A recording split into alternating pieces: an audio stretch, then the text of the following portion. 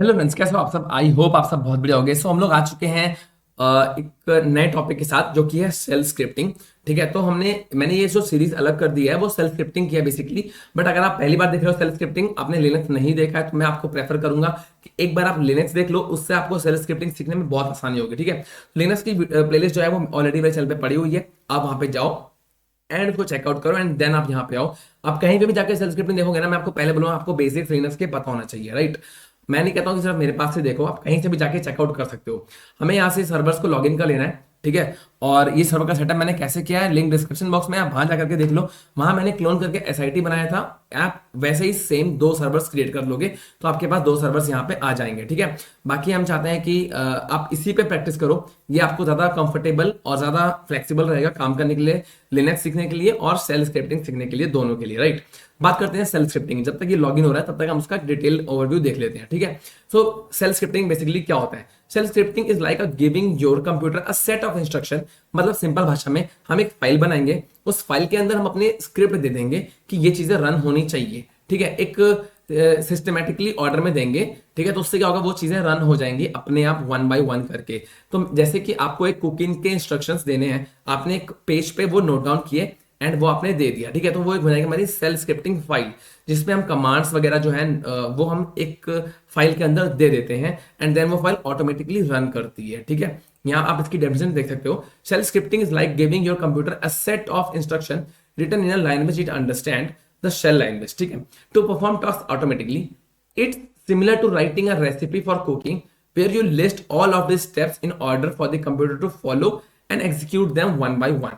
These scripts can do things like moving files, renaming them, running programs, and much more, saving your time and effort by automatic repetitive tasks. ठीक है, तो ये हमारे जो भी task होते हैं ये अपने आप बैकएंड पे रन कर लेता है। ठीक है, बैकएंड पे रन नहीं करता है, बेसिकली हम वो फाइल के अंदर मेंशन करते हैं एंड जब हम उसको करते हैं तब वो रन करती है, हम उसको रन करते हैं फाइल को। आपको लॉगिन कर लेना है रूट के साथ। आपने रूट का जो पासवर्ड दिया होगा आप उसको डालोगे यहाँ पे एंड आप लॉगिन कर दोगे। अब कहाँ से आपने रूट का पासवर्ड दिया है मुझसे मत पूछना, लिंक डिस्क्रिप्शन बॉक्स में जाके वीडियो देखो एंड ये सेटअप अगर आपको रेडी करना है सेम VMware के साथ आप जाकर के इसको रेडी कर सकते हो। या फिर आप सेम चीज अपने लिनक्स के साथ, मतलब आपको लिनक्स चलाना है, आप अपनी वर्चुअल मशीन पे जाकर भी चेकआउट कर सकते हो। ठीक है, कोई दिक्कत नहीं होगी। मैं इसे रूट के साथ लॉगिन कर लूंगा और यहां आने के बाद मैं इसे कर लूंगा राइट क्लिक करके ओपन टर्मिनल। ठीक है, so just a second guys, right किया क्या मैंने, ओपन टर्मिनल मैंने क्लिक किया एंड यहां से मेरा टर्मिनल ओपन हो जाएगा। ठीक है, तो हम इस पे करेंगे सेल स्क्रिप्ट के सारे कमांड्स, राइट। ये मैंने ऐसे कर लिया एंड सर्वर 2 को भी हम चेकआउट कर लेते हैं, राइट। ठीक है, उसको खुला रहने से अभी जब उसकी जरूरत होगी तो अब देखा जाएगा उसको। ठीक है, फिलहाल उसकी जरूरत अभी फिलहाल नहीं है।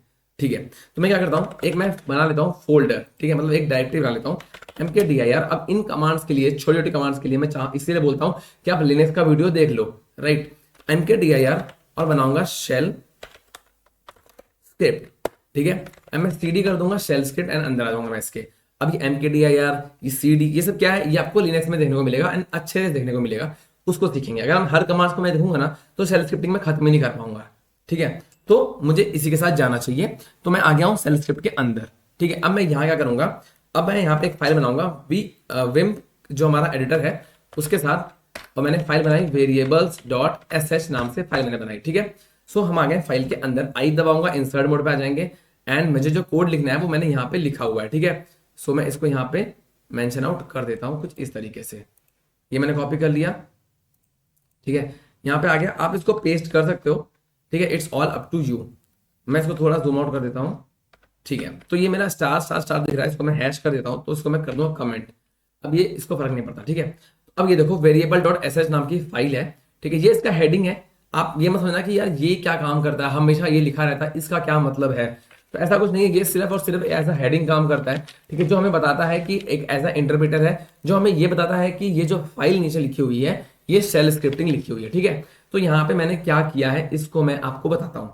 ठीक है, अब देखो यहाँ लिखा है var1 जो कि वेरिएबल 1 है, इसके अंदर मैंने ऐड किया है नेम। var2 के अंदर मैंने ऐड किया है क्लाउड टेक बर्नर। ठीक है, और इको कमांड क्या करता है, इको कमांड क्या करेगा, जो भी चीजें यहाँ पे var1 के अंदर होंगी वो यहाँ पे चली जाएंगी। ठीक है, और var2 के अंदर जो होंगी वो यहाँ पे आ जाएगी। ठीक है, और वही सेम चीज ये भी काम करता है, वही सेम चीज। और ये दोनों में डिफरेंस क्या है कि यहाँ मैंने कर्ली ब्रेसेस लगा रखे हैं और यहाँ मैंने कर्ली ब्रेसेस नहीं लगा रखे हैं। ठीक है, अब मैंने जैसे यहाँ पे डिफाइन किया है चीजों को, वैसे मैंने वेरिएबल यहाँ पे डिफाइन किया है। यहाँ मैंने var1 को डिफाइन किया है नेम, वैसे यहाँ पे मैंने माई नेम को डिफाइन किया है प्रशांत नाम से, ठीक है। एंड यहाँ पे इको करके मैं प्रिंट करूंगा माई नेम, मतलब ये मेरी प्रिंटिंग कमांड है, यहाँ मैंने उनको डिफाइन किया, यहाँ मैंने प्रिंट कर दिया, राइट।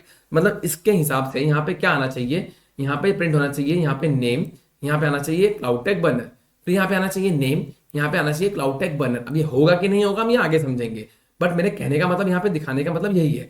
यहाँ मैंने प्रिंट किया माई नेम, तो यहाँ पे इको के साथ जब मैं कमांड डालता हूँ, ठीक है, तो यहाँ पे मैंने डाला है डॉलर माई नेम, तो यहाँ पे क्या होना चाहिए, प्रशांत नाम आना चाहिए, ठीक है। यही मैंने अगली चीज वेरिएबल डिफाइन करी है, वन योर नेम, यहाँ लिख दिया मैंने सनी, ठीक है। एंड यहाँ मैंने इको कमांड डाली है प्रिंट करने के लिए, डॉलर कर्ली ब्रेसेस में वन योर नेम, ठीक है। तो यहाँ पे प्रिंट करना चाहिए सनी, ठीक है। एंड यहाँ पे आना चाहिए माई वाईफाई का नाम डाला है मैंने, वेरिएबल डिफाइन किया एयरटेल, और इको कमांड मैंने डाली है, तो यहाँ पे आना चाहिए डॉलर माई वाईफाई, यानी यहाँ लिख के आना चाहिए एयरटेल, ठीक है। माई वाईफाई यहाँ पे क्या आना चाहिए, एयरटेल। ओके, तो मैं एस्केप दबाऊंगा, shift colon WQ, exclamatory mark डाल के हम आ जाएंगे बाहर। अब आपको नहीं पता ये मैंने क्या किया, तो आपको सच बोल रहा हूँ, लिनक्स देख करके आओ, अदरवाइज आप इसको अगर मैंने देखा हुआ है then it's all up to you, आपको बहुत ईजी लग रहा होगा, ठीक है।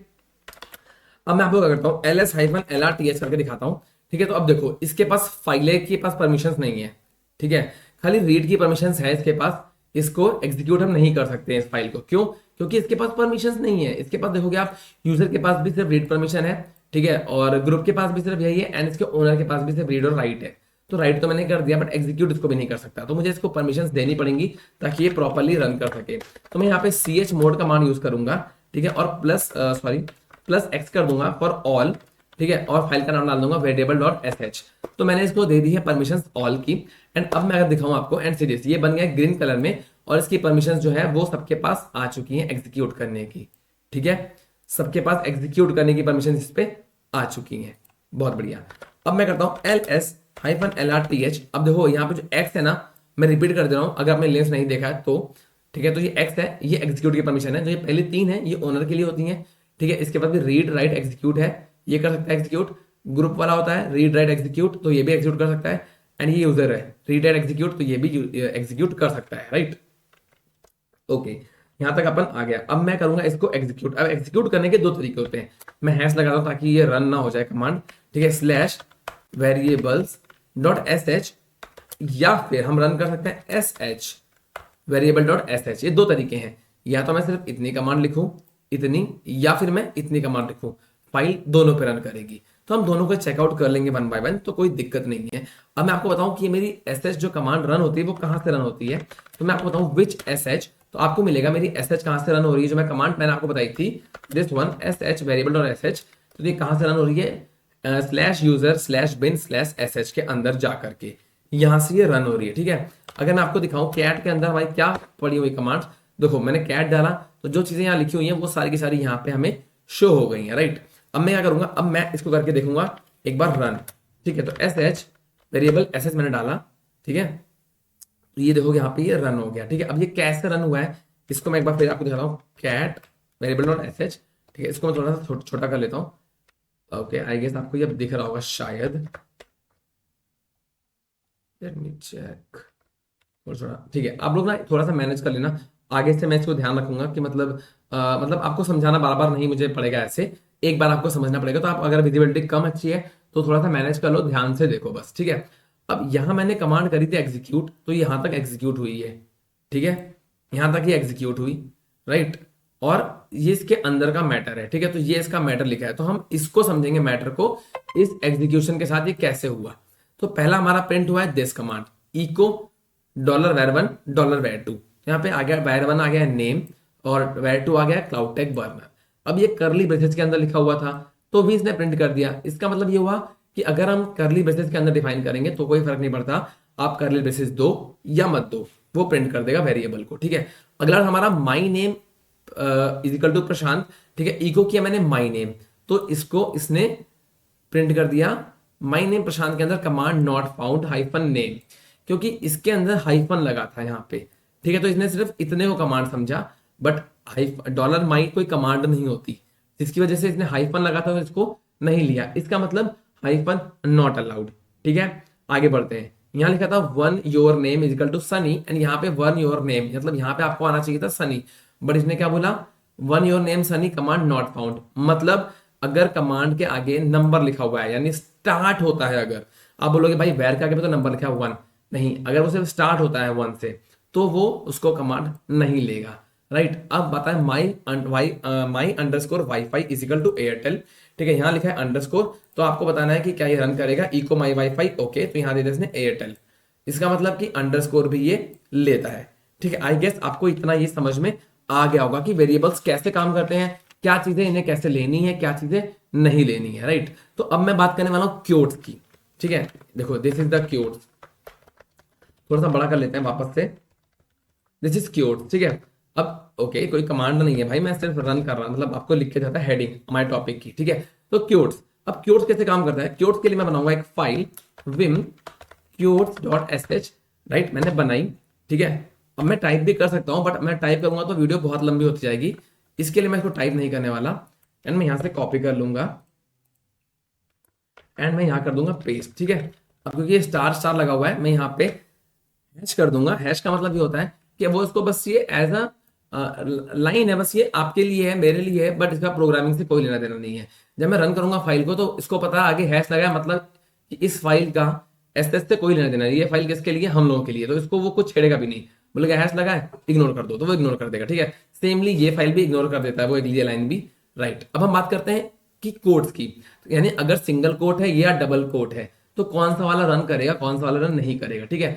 नाम डाल दिया मैंने, एक वेरिएबल दे दिया क्लाउड टेक बर्नर, ठीक है। अब मैं इको कमांड का रन करूंगा इसको और प्रिंट करूंगा डॉलर नेम सिंगल कोट में और डॉलर नेम डबल कोट में। अब देख लेते हैं इसको, एस्केप करूंगा shift colon WQ exclamatory mark डाल के आ जाएंगे बाहर, ठीक है। अब मैं करने वाला हूं क्या, अब पहले तो मुझे इसको देनी पड़ेगी परमिशन, मैं करूंगा chmod +x, ठीक है, क्योट डॉट sh, राइट, इसको परमिशन मिल गई है, ठीक है।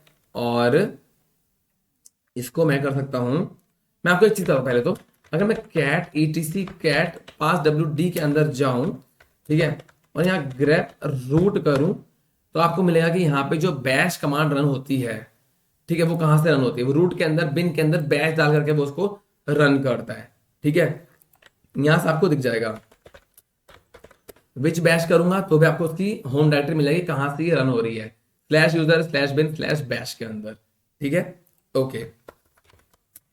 आपको एक और चीज दिखाऊं, आपको अगर जाना है कैट etc कैट शेल्स के अंदर जाओगे तो आपको जितनी हमारी कमांड्स रन होती हैं, चाहे वो sh हो, चाहे वो बैश हो, ठीक है, या वो tcsh हो या फिर chs हो, तो ये सारी कमांड्स हमें इसके अंदर रन होती हैं /etc/shells के अंदर, ठीक है। जो भी सेल स्क्रिप्टिंग की फाइल होंगी वो हमें इसकी कमांड्स यहां से रन होती है, ठीक।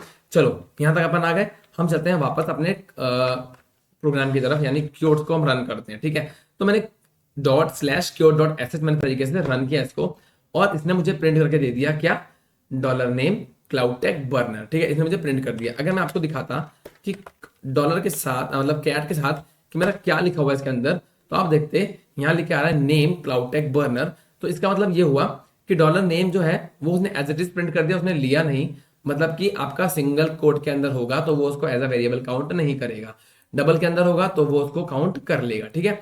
तो आपको यहाँ पे डबल के अंदर यूज करना है, मतलब मैंने इसको जो मैंने वेरिएबल दिया था वो उसने डॉलर नेम के अंदर ले लिया, यहाँ प्रिंट कर दिया क्लाउड टेक बर्नर, ठीक है, और इसको उसने एज इट इज ही प्रिंट कर दिया है, राइट। अब हम बात करेंगे आर्ग्यूमेंट्स की, जो कि मैं इस वीडियो का लास्ट टॉपिक रखूंगा, एंड देन मैं कवर करूंगा नेक्स्ट सेकंड वीडियो में इसका सेकंड, जिसमें हम यूजर इनपुट वगैरह देखेंगे, ठीक है।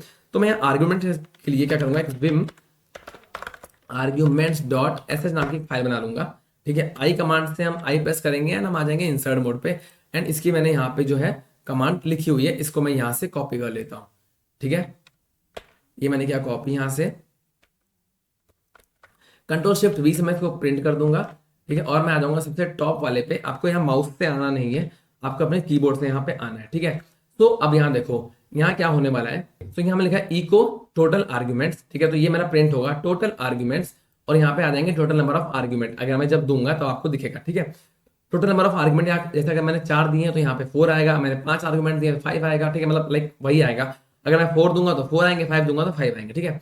और जो आर्ग्यूमेंट्स हैं जो मैंने दिए हैं वो सारे इसके साथ में यहाँ पे लिख जाएंगे, ठीक है। मतलब यहाँ पे डॉलर हैश का मतलब होता है नंबर ऑफ आर्ग्यूमेंट देगा, अगर मैं @ यूज करता हूँ तो जो मैंने आर्ग्यूमेंट्स दिए हैं वो यहाँ पे प्रिंट हो जाएंगे, ठीक है।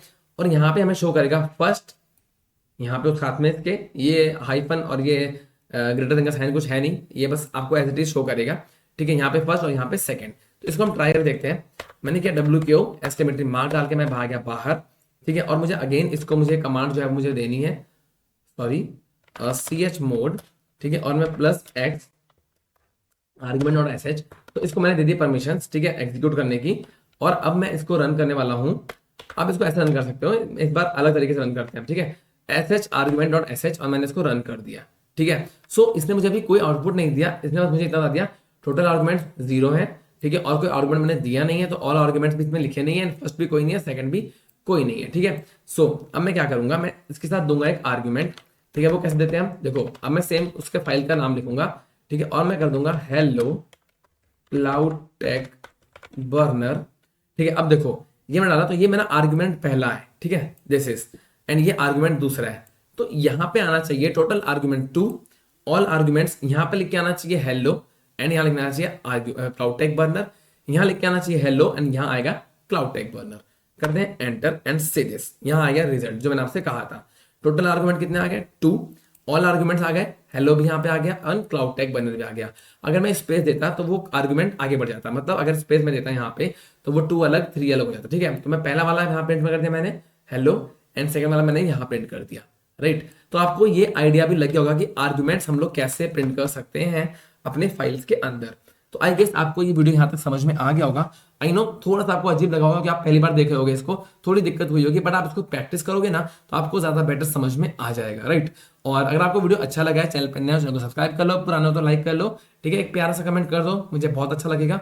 और हम मिलेंगे नेक्स्ट वीडियो में, बाय बाय, अपना ध्यान रखना, अपनी फैमिली का रखना, सी यू नेक्स्ट टाइम।